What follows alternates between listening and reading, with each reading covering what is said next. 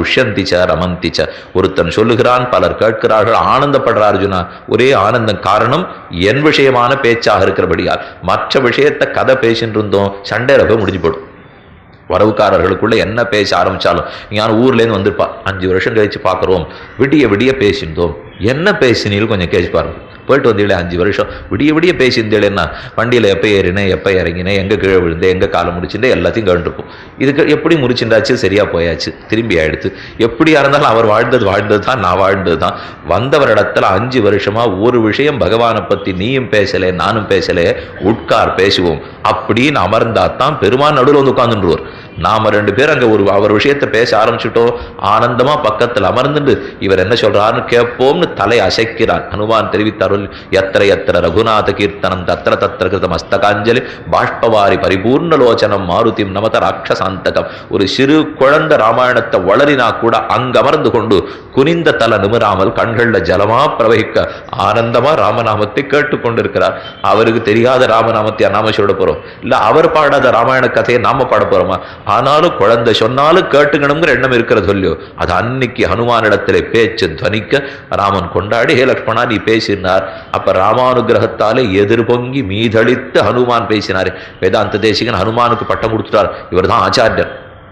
தர்ப்போதக்ர தசேந்திரியான மனோனக்தஞ்சராதிஷ்டிதே தேகேஸ்மின் பவசிந்துனா பரிகதே தீனாம் தசாமாஸ்ருதா அத்யத்தே ஹனுமத் சமேன குணா பிரக்யாபிதார்த்த புமான் லங்காருத்த விதேகராஜ தனையான் நியாயேன லாலப்பியதே. ஆஞ்சநேயர் தான் நம்ம சம்பிரதாயத்தில் ஆச்சாரிய ஸ்தானத்தில் இருக்கக்கூடியவர். ஆச்சாரியன் சங்க சக்கரத்தை லாஞ்சனம் பண்றார், ஹனுமான் மோதிரத்தை எடுத்துன்னு போனார். பகவானுக்கு பிரதிநிதியாத்தானே சங்கத்தையும் சக்கரத்தையும் நாம உன் சக்கரப்பொறி ஒத்தி கொண்டேன்னு சமாசனத்தும் போது பண்ணிக்கிறோம் இல்லையோ, பஞ்சசம்ஸ்காரத்தும் போது. அப்ப ஆச்சாரியன் எடுத்துன்னு வர்றது சங்க சக்கரம், அதான் அடையாளம். ஹனுமான் கொண்டது கணையாழி மோதிரம், அதான் அடையாளம். இங்கேயும் ஹனுமான் ராமனை பத்தி சீதைக்கு சொன்னார், சீதையை பத்தி ராமனுக்கு சொன்னார். ஆச்சாரியன் நம்மளை பத்தி பகவானுக்கு சொல்றார், பகவானை பத்தி நம்ம சொல்றார். அதனால ஆச்சாரிய ஸ்தானத்திலேயே ஹனுமான் கொள்ள வேண்டும். ஆச்சாரியன் பகவானோட நன்னா பேச மாட்டாரா? இதில் ஒன்றும் கேட்கவே வேண்டாம். பெருமாள் குழப்பமா பேசுவார், ஆச்சாரியர்கள் தான் தெளிவா பேசுவார்கள். கீதையா மட்டும் இருந்தது ஓர் அர்த்தம் புரிஞ்சிருக்காது. நல்ல வேளை ராமானுஜர் அவதரித்து கீதா பாஷ்யம் சாதித்தாரோ, மேல தாத்பரிய சந்திரிகை ஏற்பட்டதோ, நாம் அர்த்தத்தையே புரிஞ்சுக்கிறோம். ஆனால் ஹனுமான் எதிர்வங்கி மீதளித்தார். இது அவதார காலங்கள்ல பார்த்துட்டோம். அதே ஆழ்வார் காலங்கள்ல பார்த்தோம்னா இவ்வெம்பெருமானுடைய அனுகிரகத்தாலே நம்மாழ்வார் பாடினது எதிர்பொங்கி மீதளித்தது. எவ்வளவு எதிர்பொங்கி படுத்தினா பெருவாளை இவனுக்கு பெரியன்னு பேர் கொடுக்கிறார். இன்னைக்கும் பிரணய கலக உற்சவம் நடக்கிறது இல்லையோ, ஸ்ரீரங்கத்தில் போனீங்கன்னா பங்குனூத்திரத்தன்னைக்கு பிரணய கலகோத்சவம், ஒரே ஊடல். பிராட்டிக்கும் பெருமாளுக்கும் கோபம் வந்துடுறது. 6ஆம் திருநாள் அன்னைக்கு உறையூர் நாச்சியாரோட சேர்த்தி கண்டுள்ளார். அப்புறம் குதிரை வாகனம் ஆகி ஊர் முழுக்க சுத்தி திரும்ப பங்குனூத்திரத்தனி காலங்கார்த்தால 8 வீதி பிரஷனம். இன்னென்ன உற்சவத்துக்கு உத்தர வீதி தான், இன்னென்ன உற்சவத்துக்கு சித்திர வீதி தான். ஆனா பங்குனூத்திரத்து மணிக்கு 6 மணிக்கு புறப்பாடாகி 8 வீதியும் பிரதட்சணமா வந்து நாச்சியார் சன்னதிக்குள்ள போய் சேர்த்தி கொண்டு வருவதற்காக நுழைவர். நாச்சியார் பிடிக்காது. நீர் தான் முந்தா நாள் உறையூர் சன்னதிக்கு போனீரோ இல்லையோ, அங்கேயே போய்க்க வேண்டிதானே, வர வேண்டான்னு தடால்னு கதவை சாத்திருவா. பல்லக்கு அசஞ்சாடின்னு போகும், உள்ளுக்குள்ள போக முடியாத தடால்னு கதவை சாத்துவா. சாத்திட்டு இல்லை, அங்கிருந்து பெருமாள் பேர்லே தயிர் பால் வெண்ணெய் எல்லாத்தையும் வீசி வீசி அடிப்பா. நாச்சியார் பரிகரங்கள்லாம் நீ உள்ள வர வேண்டாம் போ, கழகமேறியல் என்னுடைய பந்தும் கடலும் தந்து போகு நம்பி இங்க வராதே கதவடைச்சு தள்ளிடுவார்கள். அப்போ குறுக்க ஆழ்வார் இருப்பார், அவர் பார்த்துட்டே இருப்பார். இவா 2 பேர் எப்படி சண்டை போடுறான்னு முதல்ல பார்த்துப்போம். 2 பேருக்கும் சமாதான பேச்சுவார்த்தை ஆரம்பிக்கும். பெருமாள்கிட்டேருந்து அரையர் சுவாமி இவர் சொல்றது எல்லாத்தையும் போய் நாச்சியார் இடத்துல சொல்லுவார். நாச்சியார் பக்கத்துல பண்டாரி சுவாமிகள் நிற்பா, அவன் நாச்சியார் பட்சத்தை சொல்லிடுவார். இல்லே உங்க திருமேனியை பார்த்தேன், அங்கங்க நகக்குறி எல்லாம் கிழிச்ச குறி தெரியறது, ஆங்காங்க மகரந்த துகள்கள்லாம் தெரிகிறன, குங்குமப்பொடி தூவப்பட்டிருக்கிறது, தலை கலைந்திருக்கிறது, கண்ணு சிவந்திருக்கிறது, ஆகையால் போகலாம். இது பிராட்டி சொல்றது. பெருமாள் பதில் சொல்லுவார், இதுக்கெல்லாம் என்னன்னு கொஞ்சம் விசாரிச்சு பார்க்க மாட்டியா? நான் உன்னுடைய அடியவர்களை ரட்சிக்கிறதுக்காக ராவணன் ஹிரண்யகசிபுவோட சண்டை போடுறதுக்காக போனேன். அவர்களுடைய கத்திப்பட்ட காயம்தான் இந்த இடத்துல எனக்கு கிழிச்சிருக்கு. நீ தப்பா புரிஞ்சுட்டியே. ராத்திரி முழுக்க முழிச்சிருந்து பக்தர்களை ரட்சிச்சிருக்கேன், கண்ணு செவந்திருக்கு, தப்பா புரிஞ்சுட்டு இருக்கியே. ஆங்காங்கு இதை பண்ணத்துக்காக தேவர்கள் பூமாரி பொழிந்தார்கள், அந்த மலர் 2 உடம்புல பட்டுக்கிறத போய் நீ தப்பா புரிஞ்சுட்டு இருக்கியே. எல்லாம் தவறா போச்சு. தலை கலைஞ்சிருக்கா கேசவன். எவ்வளவு தூரம் மல்லர்களோட யுத்தம் பண்ணச்சே தலை கலையாதையா யுத்தம் பண்ண முடியும் நினைச்சிருக்கேன். அதனால நடந்தது. உன் பிள்ளைகளை ரட்சிக்கிறதுக்கு நான் இவ்வளவு பாடுபட்டு வந்தா என்ன நீ கோபத்தோட தள்ளுறாயே என்ன? இவர் பதில் சொல்லுவார், பிராட்டி அதெல்லாம் ஏற்றுக்க மாட்டா. நம் கோபம் கோபம். இன்னைக்கு அசேஷானா ஜெகதா விட்டு பத்னி என்னும் ஈஸ்வரீகம் சர்வபூதானாம் தாமிகோபக்வயே ஸ்ரயம்னு சொல்லப்படுகிற பிராட்டி கோபத்தோடைய மாட்டேனுடுவள் பேசி பேசி பாப்பா ரெண்டு பேரும் முடிவுக்கே வராது. அப்போ பக்கத்தில் நம்மாழ்வார் எழுந்துள்ளிருப்பார். சின்ன விக்கிரகம் திரும்பியோட பல்லக்கில் எழுந்துள்ளிருந்தால் அவர் குறுக்க வருவார். அவர் ஏழை பண்ணிட்டு நடுவில் வந்துடுவா. இப்போ ரெண்டு பெருமாள் பிராட்டி இப்படி இருக்கிறச்சு ஆழ்வார் நடுவில் வருவார். பெருமாள் ஒரு பார்த்துட்டு நேராக பிராட்டி பக்கம் போயிடுவார். இவர்கிட்ட பேசி ஒன்றும் பிரயோஜனமே கிடையாது. இவர் எப்பவும் கோபம் இவருக்கு தெரிஞ்சதெல்லாம் அதான். அதனால தாயார் பக்கத்தில் போய் தேவி தேவரீர் கோபித்து கொண்டால் என்று உலகம் தாங்க போகிறது. எந்த தவறு நடந்தாலும் க்ஷமிக்க வேண்டியது தேவரீர் தானே. ஆகையால் அடியேன் பிரார்த்தித்துக் கொள்ளுகிறேன், தேவரீர்த்தை க்ஷமித்துள்ள வேண்டும். அப்ப நாச்சியார் ஒரு வார்த்தை சொல்லுகிறாள், நம் பெரியன் சொல்படி பொறுத்தோம். நம்ம பெரியவர் நம்மாழ்வார் சொல்லிட்டார், அதுக்கு மீறி நாம் பேச மாட்டோம். அதனால உங்க நம்பெருமாளை நாம பொறுத்துட்டோம்னு சொல்லணும்னா இப்ப பெரியவர்னு நம்மாழ்வாருக்கு பேரா? பெருமை படைத்த பிராட்டி ஈஸ்வரி இருக்கிறாள். ஈஸ்வரன் சர்வேஸ்வரன் ரங்கநாதன் எழுந்துள்ளிருக்கார். இவா ரெண்டு பேரும் சம்மதித்து நம்மாழ்வார பெரியவர்னு சொல்ல வேண்டுமென்னால் காரணம் மயர்வர மதிநலம் அருளினர். பகவான் மயர்வர மதிநலம் அருளவே ஆழ்வாருக்கு பெரியவன்கிற பேர். இது எவ்வளவு தூரம் எதிர்பொங்கி ஆழ்வார் பாழ்ட்டா தெரியுமா? புவியும் இருவிசும்பும் நின்னகத்த நீ என் செவியின் வழிபுகுந்து என்னுள்ளாய் அவிவின்னி யான் பெரியன் நீ பெரிய என்பதனை ஆரறிவார் ஊன் பருகு நேமியாய் உன்னு பெரிய திருவந்தாதிங்கிற பிரபந்தம் ஆழ்வார் 4 பாடினார். அதுல பெரிய திருவந்தாதிக்குத்தான் பெரிய திருவந்தாதி. ஆனா ஆச்சரியம் என்ன தெரியுமோ? முதல் திருவந்தாதி, 2ஆம் திருவந்தாதி, 3ஆம் திருவந்தாதி 3 100 பாசுரம். பெரிய திருவந்தாதி 87 பாசுரம். அதுக்கு பெரிய திருவந்தாதின்னு பேர் இல்லை. ஆனா இதுக்கு பெரிய திருவந்தாதின்னு பேர். சந்த விருத்தம் 96 பாசுரமான இருக்கு. நான்முகன் திருவந்தாதி கூட 96 பாசுரம் இருக்கு. இது 87 பாசுரங்கள் தான். ஆனாலும் இதுக்கு பெரிய திருவந்தாதின்னு பேருன்னா ஒரு போட்டி வச்சுட்டார் ஆழ்வார். நீ பெரியவனா நான் பெரியவனா? பகவானை பார்த்து நேரையே போட்டுட்டார். இது என்ன நாஸ்திகன் பேசுறாப்பில் இருக்கேன்னா ஆழ்வார் சொன்ன காரணம் புவியும் இருவிசும்பும் நின்னகத்த ஜகத்து முழுக்கும் உன்னிடத்தில் இருக்கு. ஆனா நீ என் செவியின் வழி புகுந்து என் உள்ளாய் அவிவின்னி என் செவி வழியை புகுந்து என் மனசை விட்டு நீங்க மாட்டேன்னு நீக்கமர நிறைந்திருக்கிறாய். அப்ப உலகத்தை நீ தாங்குகிறாய், உன்னையும் சேர்த்து நான் தாங்குகிறேன். நீ பெரியவனா நான் பெரியவனா? உன்னையும் சேர்த்து நான் தான் தாங்குறேன். நீ என் புய்மை நீ நகத்த நீ என் செவியின் வழி புகுந்து என் உள்ளாய் அவிவின்னி யான் பெரியன் நீ பெரிய. பகவானை பார்த்து நாம் பெரியவனா நீ பெரியவனான்னு கேட்கணும்னா அப்ப எவ்வளவு எதிர்பொங்கி மீது எழுத்திருக்கணும். இல்லைன்னா இந்த பாசுரவர்களுடைய திருவாக்கில் வருமா? அதனால பெருமான அனுகிரகித்தது கொடுத்தது ஒன்றும், அதற்கு எதிர்பொங்கி 4 திவ்ய பிரபந்தங்களாய் அவனுடைய அனைத்தையும் அறிவித்தவர் நம்மாழ்வார். ஆனா அவர் பாடித்தானே சொல்றார், ஏற்கும் பெரும்புகழ் வானவரீசன் கண்டன் தனக்கு ஏற்கும் பெரும்புகழ் வன்குருகூர் சடகோபன். லோகத்துல தெய்வத்துக்கு தெய்வம்னா பகவான் தான். பகவானை பாடக்கூடியவர்களுக்குள்ள சிறந்தவன்னா நான் தான். நான் பாடினத்துல சிறந்ததுன்னா திருவாய்மொழி தான். அதை கேட்கறதுக்குன்னா நீங்க தான்ட்டார். நமக்கும் சொல்லிட்டார் கடைசியில. ஒன்னொன்னுத்தியா சொல்லு வந்தவர் மாறுளதோ என் மண்ணிசையே எனக்கு சமமானவன் என் மண்ணுலகத்துல உண்டான்னு கேட்கிறாரேன்னா செருக்கால் பேச்சல்ல, எதிர்பொங்கி மீதளிக்க கூடிய பேச்சு. ஆக நம்மாழ்வாரும் எதிர்பொங்கி மீதளித்தார். பராங்குஷன்னு சொன்னா பரகாலம் படமாட்டாரா? பராங்குஷனாவது சாது. சாதுன்னா நான் சாதாரணமாக நாம சொல்ற சாதுங்கிறதுக்காக தெரிவிக்கிறேன். ஆனா பரகாலன் ஆடல் மாங்கிற குதிரையில ஏறினா பரனுக்கே காலம். பகவானே நடுங்கிற அளவுக்கு வைபவம் படைத்தவர். அவனிடத்திலேருந்து ஒரே ஒரு வார்த்தை தான் பெற்றார். பிரணவத்தை முன்னிட்டு கொண்டு நமோ நாராயணாயாங்கிற திருமந்திரம். அந்த ஒன்றை பல்கி இவர் பாடிக்கிறத பார்த்தோம்னா 1 2 அல்ல, திருமொழி முழுக்க பாடினார். ஸ்ரீதிருமடல் பெரிய திருமடல் முழுக்க பாடினார். திருவிழுக்கூத்திருக்கை, திருக்குறுந்தாண்டகம், திருநெடுந்தாண்டகம் இத்தனையுமே எதிர்பொங்கினது. இது எவ்வளவு எதிர்பொங்கிடுத்துனால் திருக்கண்ணமங்கை பத்தராவி பெருமாள் இடத்துல போனார். அங்க அவர் சொன்னதுதான் ரொம்ப ஆச்சரியமான செய்தி. பெரும்புறக்கடலை அடலையற்றினைன்னு 10 பாசுரங்கள். திருக்கண்ணமங்கை பத்தராவி பெருமான் பெரும்புறக்கடல்னு ஆழ்வாருடைய பாசுரம். பிருகத் பகிஸ் சிந்து என்று சம்ஸ்கிருதத்தில் சொல்றார்கள்.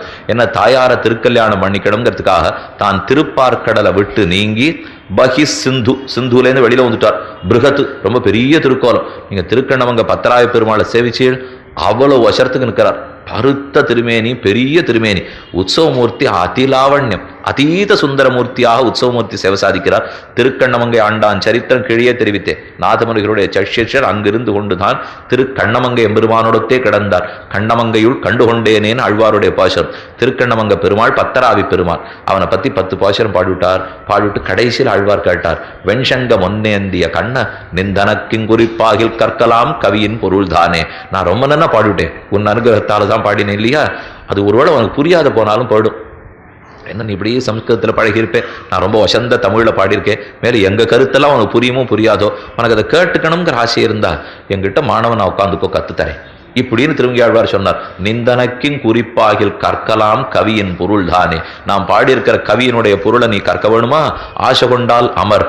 பெருமாளுக்கு ரொம்ப ஆசை தான். ஆனால் திருவங்கியாழ்வார்கிட்ட சொல்லுண்டாரா, இப்போ நடக்காது, நான் அர்ச்சா சமாதியில் இருக்கேன், வந்து கீழே உட்கார முடியாது. ஒன்று செய்வோம், நீரும் அடுத்த தரம் போய் பிறக்கப் போகிறீர், நானும் மறுபடியும் போய் பிறக்கப் போகிறேன், அப்போ உமக்கு சிஷ்யனாக இருந்து கல்வி கற்கிறேன். திருவங்கியாழ்வார் கார்த்திகையில் கார்த்திகை நாளில் பிறந்தவர். நம்பிள்ளை நம்பூர் வரதாச்சாரியர் கார்த்திகையில் பிறந்தவர். முன்னே கண்ணன் ஆவணி ரோகிணியிலே அவதரித்தவர். பின்னே பெரியவாச்சான் பிள்ளை ஆவணி ரோகிணியிலே அவதரித்தவர். நம்பிள்ளைக்கு பெரியவாச்சான் பிள்ளை சிஷ்யராக இருந்து, திருமங்கியாழ்வாருக்கு கண்ணன் சிஷ்யராக இருந்து எல்லா அர்த்தங்களையும் கிரகித்தாருங்கிற சம்பிரதாயம். அதனாலே பகவானிடத்துல வச்சுட்டு திருக்கண்ணமங்க பெருமாளிடத்துல அர்த்தங்களை கேட்டுட்டு அவருக்கே திருப்பி சொல்றேன் பாருங்க. அது எதிர்வங்கி மீதளிக்கக்கூடிய ஆழ்வாருடைய கிரமம். களம் ஏற்கிறதுனால் அதற்கு மேலே ஆழ்வார் இது ஓரிடத்துல தெரிவித்தார். திருக்கண்ணபுரத்து பெருமாள் திருமந்திரத்தினுடைய அர்த்தத்தை சொல்லிக் கொடுத்தார். அதை திருமங்கியாழ்வார் எல்லா இடத்திலையும் பறைசாற்றி விட்டார்.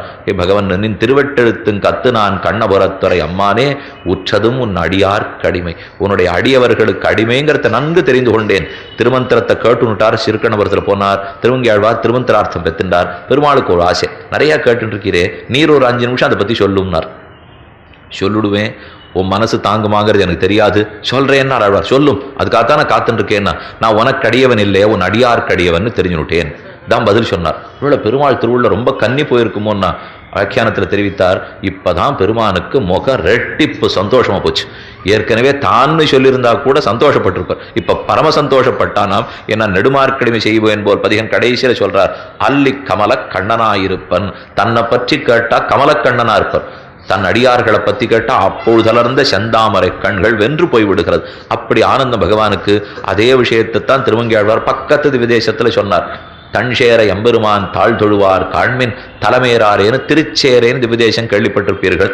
காவேரிக்காகவே பெருமாள் சேவை சாதித்த திவ்யதேசம். பஞ்சாயுதங்களை தரித்து கொண்டு அற்புத திருக்கோலத்தில் எழுந்தருளி இருக்கிறார்.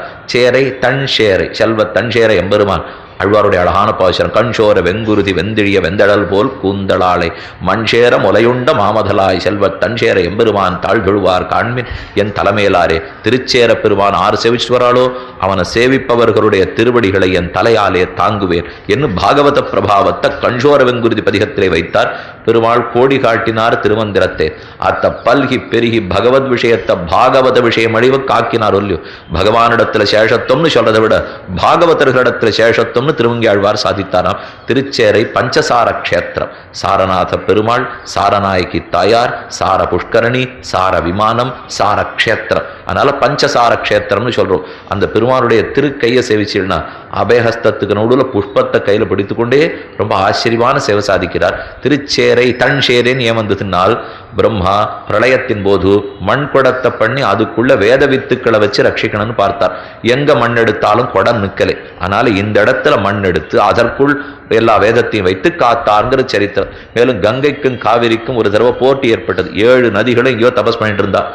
வந்த யாரோத்தர் வழி போக்கர் நமஸ்காரம்னு சொல்லிட்டு போனா 7 பேருக்குள்ள இது யாருக்கு கொடுக்கப்பட்ட நமஸ்காரம்னு சண்டை வந்துருச்சு. மற்ற 5 பேரும் போட்டியிலேருந்து விலகினுட்டா. கங்கைக்கும் காவிரிக்கும் மட்டும் போட்டி. நேர பிரம்மாவிடத்துல போனா பிரம்மா ஒருதலை பட்சமா திரிவிக்ரம ஸ்ரீபாத தீர்த்தம்ங்கிறதுனால கங்கைக்கு தான் வைபவம் சொல்லிட்டார். காவிரிக்கு வருத்தம். நான் என்ன செய்யணும்னு கேட்டாள். போ சாரக்ஷேத்திரத்துல போய் பெருமானிடத்துல தபஸ் பண்ணு. காவிரி தாயார் தபஸ் பண்ணினாள். இன்னைக்கும் காவிரி அங்க நாம சேவிச்சு கொள்ளலாம். காவிரி தாயாருக்கு முன்னாடி சிறு குழந்தையாய் கண்ணனாக சேவை சாதித்தார். ஏன்னா அந்த க்ஷேத்திரமே சாரமான கிருஷ்ண க்ஷேத்திரம் அல்லவா. அதனால அங்க கண்ணனா பிறந்தவர். காவிரிக்கு இது ஆறுன்னு புரியல சேவித்தாள். அப்போதே இவ்வளவு பெரிய உருவத்தை எடுத்துக்கொண்டு சேவை சாதித்தாருங்கிறது அர்த்தம். அந்த திவிதேசத்துல ஒரு ராமர் எழுந்துள்ளிருக்கார். ராமர்னா காட்டுக்கு போன ராமர். அந்த ராமர் திருமேனியை சேவிச்சுட்டே இருக்கலாம். அவருடைய சடமுடியில் இருக்கிற ஒரு தலைமுடியும் தெரியும்னா வெறுமெல்லாம் இல்லை. அதை எப்படி இழுத்து பின்னின்று இருக்கணும், எப்படி சடமுடி தொங்கிட்டு இருக்கோ, மாந்தோல் மரவர் எப்படி தரிச்சிருப்பார். திருபங்கியாக இடுப்பு வளைஞ்சிருக்கிறது, தோல் வளைஞ்சிருக்கிறது, கண்ணில் இருக்கிற கருணை வெள்ளம் அத்தனை அங்கே இருக்கிற ராமச்சந்திரன் இடத்துல நாம் சேவித்துக் கொள்ளலாம். அதனால திருச்சேர விஷயத்துல தான் திருமங்கியாழ்வார் வெளியிட்டார். தன்சேர எம்பெருமான் தாழ் தொழுவார் காண்மின் என் தலைமையிலாரே. யாரெல்லாம் பகவானுடைய திருவடிகளை வணங்குகிறார்களோ அவர்கள் திருவடிகளை என் தலையால தருப்பேன்னார்.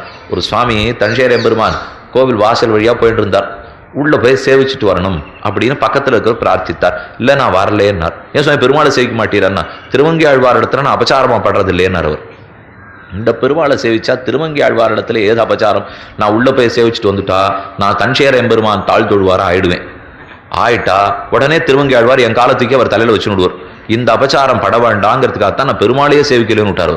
ஓ இது நன்னா இருக்கே, தன்சேர எம்பெருமான் தாழ் தொழுவார் தாழ்மின் என் தலைமையிலாரேனுட்டு. அப்ப ஒரு ஓம் நமோ நாராயணாயா சொன்னத்துக்கு அத்த தச்சேஷத்தை தாண்டி ததிய சேஷத்துவம் அளவுக்கும் திருமங்கி ஆழ்வார் காட்டினார் இல்லையோ, அது எதிர்மொங்கி மீதளித்த தன்மை. இப்படியே ஆழ்வாரிடத்துல பெற்று நாதமுனிகள் எதிர்பொங்கினார், நாதமுனிகளிடத்துல பெற்று ஆளவந்தார் பொங்கினார், ஆளவந்தாரிடத்துல பெற்று மேற்கொண்ட அர்த்தங்களை ராமானுஜர் கொடுத்தார். எம்பாரோ பட்டரோ நஞ்சியரோ நம்பிள்ளையோ வடக்கு திருவீதி பிள்ளையோ பிள்ளை லோகாச்சாரியரோ பெரியவாச்சான் பிள்ளையோ திருவாய்மொழி பிள்ளையோ மணவாள மாமனிகளோ வேதாந்த தேசிகனோ அனைவரும் சொன்னது தங்கள் தங்கள் ஆச்சாரியனிடத்துல பெற்றதற்கு மேலே என்றால், மேலேன்னா சொல்லாத அர்த்தத்தேன்னு அர்த்தம் இல்லை, தப்பர்த்தம் பண்ணிக்கவே கூடாது. ஒரு விஷயத்தை இப்போ சொன்னேனவோ அவள் சொன்னதெல்லாம் இவள் சொல்லிட்டு போட்டுருக்குன்னு நினைக்கக்கூடாது. அப்படி என் தப்பனார் சொல்லுவார், கார்பநாடு சுவாமிகிட்ட காலக்ஷேபம் பண்ணார். அடிக்கடி இப்படி கார்பநாடு சுவாமி சொல்லுவார், இப்படி கார்பநாடு சுவாமி சொல்லுவார்னு சொல்லிட்டே இருக்க மாட்டார். இது பல பேர் வந்து நம்ம எங்கே காலக்ஷேபம் பண்ணுமோ அடிக்கடி அவள் பேரை சொல்லிட்டே இருப்பா. அது கொஞ்சம் கேட்குறவாளுக்கு எவ்வளோ தூரம் ரசிக்கும்னு தெரியாது. அதனால் அந்த பேர் ஆமாம் அவரிடத்துல தான் காலக்ஷேபம் பண்ணும். நீர் அடிக்கடி ஒருத்தரைக்கும் அது சொல்கிறதே இல்லையன்னா, நான் எதை சொல்கிறேனோ அது அவர் சொன்னது தான். அதுக்கு மேலே இப்போ நானா ஒன்று தெரிஞ்சிருந்தான்னா மற்றொன்னு பேச போகிறோம்.